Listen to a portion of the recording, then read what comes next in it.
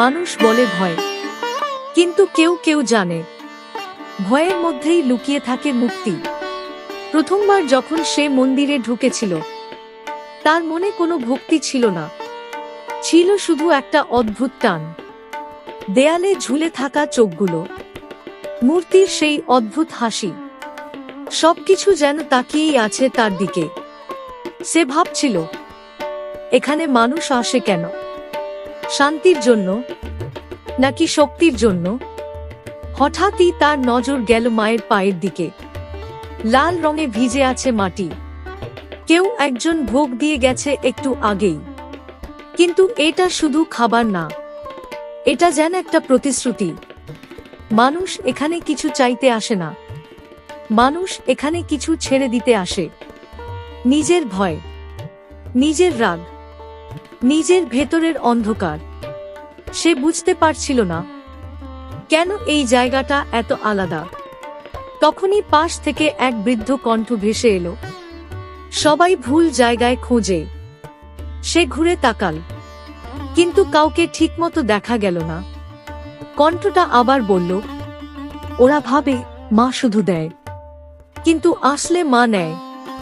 তার বুকের ভেতরটা কেঁপে উঠল। কেউ কেন নিজের থেকে কিছু নিতে দেবে? কিন্তু তারপরই তার চোখে পড়ল, একজন মানুষ ধীরে ধীরে এগিয়ে আসছে, হাতে ছোট একটা থালা। থালার মধ্যে ফুল, মিষ্টি আর কিছু যা চোখে পড়েও ঠিক বোঝা যাচ্ছে না। লোকটা মাথা নিচু করে দাঁড়িয়ে রইল, কিছু বলল না, কিছু চাইল না, শুধু রেখে দিল সবকিছু আর চুপচাপ চলে গেল। সে অবাক হয়ে ভাবল, এটা কি সত্যিই পূজা, নাকি এটা একটা বিনিময়? তখনই সেই কণ্ঠ আবার, যা সবচেয়ে প্রিয় সেটাই তো দিতে হয়। তার মনে একটা প্রশ্ন জাগল, তাহলে কি মানুষ এখানে নিজের সুখ দেয়, নিজের ভালোবাসা দেয়, নাকি আরো কিছু? দূরে ঢাকের শব্দ ধীরে ধীরে বাড়ছিল, কিন্তু অদ্ভুতভাবে তার ভেতরের শব্দ আরো জোরে শোনা যাচ্ছিল। হঠাৎই সে দেখতে পেল, এক কোণে কিছু লোক দাঁড়িয়ে আছে। তাদের চোখে অদ্ভুত এক তীব্রতা, মাঝখানে রাখা কিছু, যা নিয়ে অনেক গল্প শোনা যায়, কিন্তু কেউ ঠিক করে বলতে পারে না। সে এগোতে চাইল, কিন্তু পা যেন আটকে গেল। ভয় নাকি কৌতূহল? তার মাথার ভেতর ঘুরছিল, মানুষ কেন এমন কিছু দেয় যা এত কঠিন? ঠিক তখনই কণ্ঠটা আবার ফিসফিস করে উঠল, ওরা যা দেয় তা বাইরে থেকে দেখা যায় না। সে থমকে গেল, মানে? কণ্ঠটা এবার একটু ধীরে বলল, পাঠা তো শুধু একটা প্রতীক। তার চোখ বড় হয়ে গেল। প্রতীক? কিসের? তার নিজের ভেতরের কিছু কি? হঠাৎই সে বুঝতে শুরু করল, হয়তো মানুষ এখানে রক্ত দেয় না, হয়তো মানুষ এখানে নিজের ভেতরের পশুটাকে দেয়। যে পশু তাকে আটকে রাখে, যে ভয় তাকে দুর্বল করে, যে রাগ তাকে অন্ধ করে। তার শ্বাস ভারী হয়ে উঠল। তাহলে এই জায়গাটা ভয়ঙ্কর না, এই জায়গাটা সত্যি। সে আবার মায়ের দিকে তাকাল। এবার আর ভয় লাগল না। মনে হলো, এই চোখগুলো সব জানে, কখন মানুষ আসে, কখন মানুষ ভেঙে পড়ে, আর কখন মানুষ নিজের সবকিছু ছেড়ে দিতে প্রস্তুত হয়। হঠাৎই মন্দিরের ভেতরের আলোটা একটু বদলে গেল। কেউ যেন আরতি শুরু করেছে, কিন্তু এটা কোনো নির্দিষ্ট সময় না। এটা সেই মুহূর্ত যখন ভেতরের অন্ধকারটা সবচেয়ে বেশি শব্দ করে। সে বুঝতে পারছিল, এটাই সেই সময় যখন মানুষ সত্যি করে মুখোমুখি হয় নিজের সাথে। তার বুকের ভেতর একটা অদ্ভুত শান্তি নামতে শুরু করল। সে ধীরে ধীরে এগিয়ে গেল, প্রথমবারের মতো মাথা নিচু করল। কিছু চাইল না, শুধু মনে মনে বলল, যা আমার ভেতরে আমাকে আটকে রেখেছে ওটা তুমি নিয়ে নাও। একটা হালকা বাতাস তার গায়ে ছুঁয়ে গেল, আর সেই মুহূর্তে সে অনুভব করল কিছু একটা সত্যিই বদলে যাচ্ছে। কিন্তু ঠিক তখনই তার কানে আবার সেই কণ্ঠ ভেসে এলো, এটা শুধু শুরু। সে চোখ খুলল। মন্দিরটা একই আছে, কিন্তু কিছু একটা আগের মতো নেই। সে বুঝতে পারল এখানে একবার এলে ফিরে যাওয়া যায় না আগের মানুষ হয়ে। কারণ মা শুধু আশীর্বাদ দেন না, মা সত্যিটা দেখান। আর সেই সত্যি সবাই সহ্য করতে পারে না। তার চোখে এখন একটাই প্রশ্ন, পরের বার যখন সে আসবে সে কি আরো কিছু ছেড়ে দিতে পারবে, নাকি এবার মা নিজেই কিছু নিতে আসবেন। সে বাইরে বেরিয়েও বুঝতে পারছিল না ঠিক কি বদলে গেছে। সবকিছু আগের মতোই, মানুষ চলছে, শব্দ হচ্ছে, জীবন থেমে নেই। কিন্তু তার ভেতরে একটা অদ্ভুত নীরবতা, যেন কেউ তার ভেতরের অপ্রয়োজনীয় শব্দগুলো বন্ধ করে দিয়েছে। সে হাঁটছিল, কিন্তু বারবার মনে পড়ছিল সেই কণ্ঠটা, মা নেয়, কেন নেয়, আর কি নেয়। এই প্রশ্নগুলো তাকে ছেড়ে যাচ্ছিল না। দিন কেটে যাচ্ছিল, কিন্তু একটা অদ্ভুত ব্যাপার সে খেয়াল করল, যে জিনিসগুলো একসময় তাকে খুব নাড়া দিত, রাগ, ভয়, অস্থিরতা, সেগুলো যেন একটু একটু করে কমে যাচ্ছে। কেউ তাকে অপমান করল, সে চুপ করে থাকল। কোনো ভয় সামনে এলো, তার ভেতরটা আর আগের মতো কাঁপল না। সে নিজেই অবাক, এটা কি সত্যিই সেই জায়গার প্রভাব, নাকি সে নিজেই বদলাচ্ছে। একদিন হঠাৎই সে আবার ফিরে গেল সেখানে। কোনো পরিকল্পনা ছিল না, কেউ ডাকেনি, তবুও যেন কেউ টেনে নিয়ে গেল। মন্দিরে ঢুকতেই এইবার তার মনে ভয় নয়, একটা পরিচিত অনুভূতি, যেন জায়গাটা তাকে চিনে ফেলেছে। সে ধীরে ধীরে এগোলো, দেখল আজ একটু ভিড় বেশি। কিছু মানুষ মন্ত্র বলছে, কেউ চুপচাপ দাঁড়িয়ে আছে, কেউ চোখ বন্ধ করে কিছু অনুভব করার চেষ্টা করছে। কিন্তু তার চোখ থেমে গেল অন্য এক জায়গায়।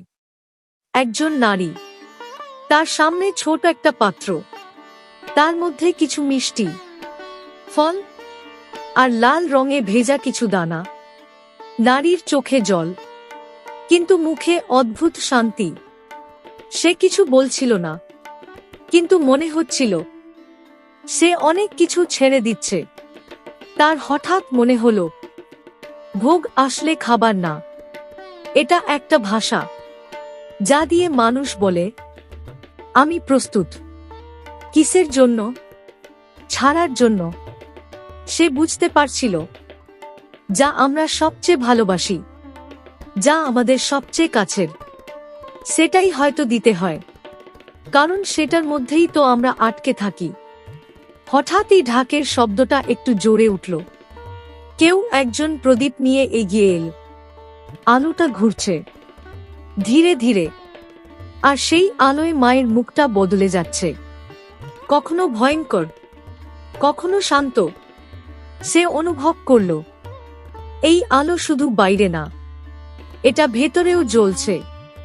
এটাই হয়তো সেই মুহূর্ত যখন মানুষ সবচেয়ে বেশি খোলা থাকে।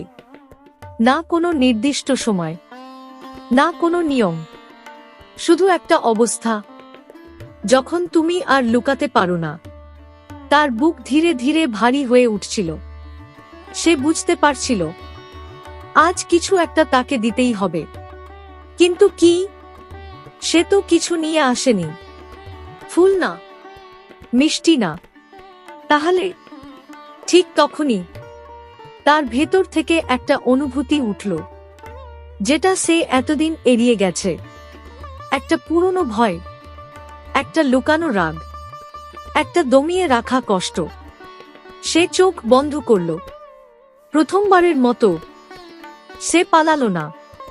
সে অনুভব করল ওটাই তার ভেতরের পাঠা, যেটাকে সে এতদিন বাঁচিয়ে রেখেছিল। তার শ্বাস কেঁপে উঠল। এটাই দিতে হবে, মনে মনে প্রশ্ন করল সে। কিন্তু এবার কোনো কণ্ঠ উত্তর দিল না, কারণ এবার সে নিজেই জানে।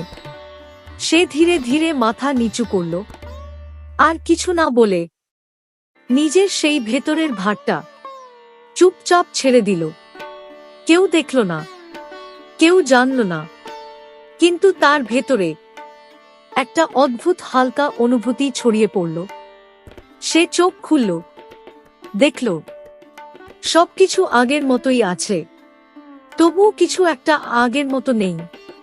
তার মনে হলো মা কিছু নিয়েছেন, কিন্তু এবার তার বদলে কিছু দিয়েছেনও। কি দিয়েছেন সে ঠিক বুঝতে পারছিল না, কিন্তু একটা জিনিস পরিষ্কার, সে আগের মতো নেই। তখনই আবার সেই কণ্ঠ। অনেকদিন পর, সবাই এতদূর আসে না। সে থমকে গেল। যারা আসে তারা আর আগের মতো থাকে না।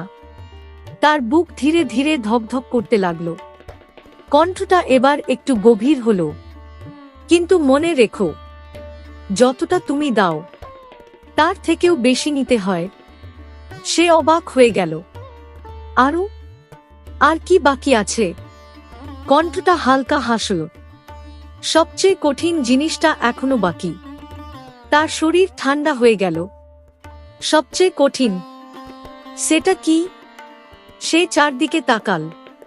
মন্দিরটা একই, মানুষ একই, কিন্তু এবার তার মনে হলো কিছু একটা তাকে দেখছে, অপেক্ষা করছে কোনো কিছুর জন্য। হয়তো তার জন্যই। তার ভেতরে আবার সেই অজানা কৌতূহল আর একটুখানি ভয়, যা সে এবার আর এড়াতে পারছে না। কারণ সে জানে, পরের বার শুধু কিছু ছেড়ে দেওয়া না, পরের বার তাকে নিজের একটা অংশ ভেঙে ফেলতে হবে। আর সেই মুহূর্তে সে বুঝতে পারল, এই যাত্রা এখনো শেষ হয়নি, বরং এটা এখনই শুরু হচ্ছে। ফিরে এসে সে আর আগের জীবনে পুরোপুরি ঢুকতে পারল না। সবকিছু চলছে, কিন্তু তার ভেতরে একটা টান, যেটা তাকে বারবার ফিরিয়ে নিয়ে যাচ্ছে। কোনো শব্দে না, কোনো ডাকে না, শুধু এক অনুভূতিতে। সে বুঝতে পারছিল, এইবার তাকে ডাকা হচ্ছে। কিন্তু কেন? সে তো কিছু দিয়েই এসেছে। নিজের ভয়, নিজের রাগ, আর কি বাকি? প্রশ্নটা মাথায় ঘুরছিল। আর ঠিক সেই সময় একটা ঘটনা ঘটল, খুব সাধারণ, কিন্তু তার জন্য অস্বাভাবিক। একজন খুব কাছের মানুষ, যার উপর সে ভরসা করত, হঠাৎই তাকে আঘাত করল। কোনো কারণ ছাড়াই, কোনো ব্যাখ্যা ছাড়াই। তার ভেতরে আগুন জ্বলে উঠল। রাগ, অপমান, আর একটা প্রবল ইচ্ছে প্রতিশোধের। সে বুঝতে পারছিল, এই অনুভূতিটা সে আগে কখনো ছাড়তে পারেনি। এটাই কি সেই সবচেয়ে কঠিন? সে নিজেকে থামাতে পারছিল না। মাথার ভেতর শুধু একটাই শব্দ, ফিরিয়ে দাও। ঠিক তখনই সেই কণ্ঠ আবার ফিরে এলো, শান্ত কিন্তু গভীর। এটাই তো। সে থমকে গেল। যেটা তুমি ধরে রেখেছ সবচেয়ে শক্ত করে। তার শ্বাস ধীরে ধীরে ভারী হয়ে উঠল। কণ্ঠটা এবার আরো কাছে, পাঠা বাইরে না, ভেতরে থাকে। তার চোখের সামনে ভেসে উঠল সেই মুহূর্ত, মন্দিরের, ভোগের, আর সেই অদ্ভুত অনুভূতির। সে বুঝতে শুরু করল, এটা কোনো জায়গা না, এটা একটা পরীক্ষা, যেখানে কেউ দেখে না, কেউ বিচার করে না, কিন্তু সবকিছু অনুভব করা হয়। তার ভেতরের রাগটা যেন তাকে টেনে নিচ্ছিল, বলছিল, এইটাই তুমি, এটাই তোমার সত্যি।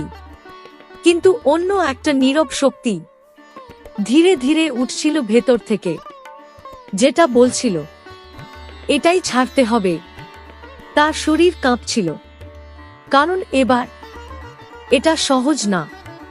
ফুল দেওয়া সহজ, ভোগ দেওয়া সহজ, কিন্তু নিজের অহংকার, নিজের প্রতিশোধ, এটা ভাঙা, এটা কাটা, এটাই আসল বলি। সে চোখ বন্ধ করল, মনে মনে দেখল সে নিজের ভেতরের সেই রাগটাকে ধরে আছে, জীবন্ত, শ্বাস নিচ্ছে, একটা পশুর মতো। এটাই তার পাঠা, যেটাকে সে এতদিন খাওয়াচ্ছিল, বাঁচিয়ে রাখছিল, কারণ এটা তাকে শক্তি দেয়, অহংকার দেয়, কিন্তু এইটাই তাকে বেঁধেও রাখে। তার শ্বাস ধীরে ধীরে থেমে আসছিল। সে জানত এবার তাকে একটা সিদ্ধান্ত নিতে হবে, রাখবে নাকি ছাড়বে। কোনো কণ্ঠ নেই এবার, কেউ পথ দেখাচ্ছে না, কারণ এই জায়গায় প্রত্যেকেই একা। সে ধীরে ধীরে নিজের ভেতরের সেই আগুনটার দিকে তাকাল, আর প্রথমবার সে সেটাকে জাস্টিফাই করল না। সে বলল না আমি ঠিক, সে শুধু দেখল এটা তাকে কি বানাচ্ছে। আর ঠিক সেই মুহূর্তে তার ভেতরে কিছু একটা ভেঙে গেল। সে ধীরে ধীরে সেই রাগটা, সেই প্রতিশোধের ইচ্ছেটা ছাড়তে শুরু করল। সহজ না, প্রতিটা সেকেন্ডে মনে হচ্ছিল সে নিজের একটা অংশ হারাচ্ছে। কিন্তু তারপর একটা অদ্ভুত নীরবতা নেমে এল, যেন ঝড় থেমে গেছে। সে চোখ খুলল, চারপাশ একই, কিন্তু তার ভেতরে একটা বিশাল ফাঁকা জায়গা। ভয় লাগার কথা, কিন্তু সে শান্ত।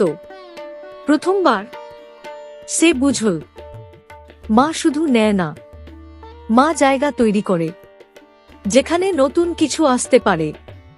তখনই সেই কণ্ঠ আবার, খুব ধীরে, এবার তুমি দেখবে। সে থমকে গেল। কি দেখবে? কণ্ঠটা এবার আর ফিসফিস না, একটু স্পষ্ট, যা এতদিন ঢাকা ছিল।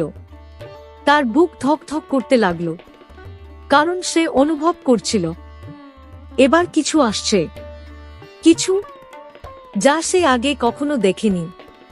তার চারপাশের বাস্তবতা ধীরে ধীরে বদলাতে শুরু করল।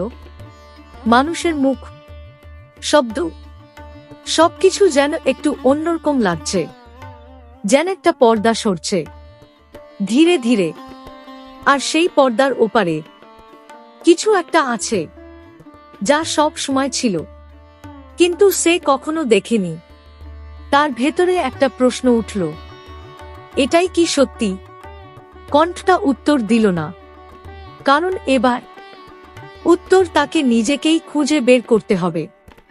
আর সে বুঝতে পারল এবারের পথটা আরো গভীর, আরো অজানা, আর হয়তো আরো বিপজ্জনক।